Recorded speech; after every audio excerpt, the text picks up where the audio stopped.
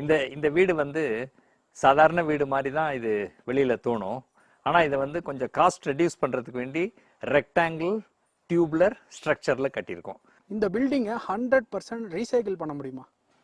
அது ஒரு important aspect. ஏன் நம்ம இதை செலக்ட் பண்ணுறோம் அப்படிங்கிறதுல, இப்போ பிரிக் அண்ட் மார்ட்டராக இருந்துட்டு நான் இது யாருக்காவது விற்றேன் அப்படின்னா அவர் வந்து எனக்கு இந்த டிசைன் பிடிக்கல அப்படின்னு ஃபுல்லாக டிமாலிஷ் பண்ணிவிட்டு புதுசாக கன்ஸ்ட்ரக்ட் பண்ணுறாரு அப்படின்னா அதுலேருந்து ரெக்கவர் பண்ணுறது ரொம்ப ரொம்ப கம்மியாக இருக்கும். அதில் ரெக்கவர் பண்ணுறதை விட இதில் நம்ம யூஸ் பண்ண என்டையர் அயனை ரெக்கவர் பண்ணிடலாம்.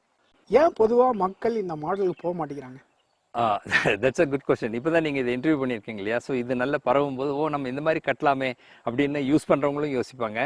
அப்புறம் கன்ஸ்ட்ரக்ஷன் ஃபீல்டில் இருக்கிறவங்களும் ரைட் இந்த மாதிரி நம்ம கட்டலாம், இந்த மாதிரி கட்டும்போது நமக்கும் நல்ல பெனிஃபிட் இருக்குது, ஈகோ ஃப்ரெண்ட்லியாக இருக்குது அப்படின்னு நிறைய பேர் முன் வருவாங்க.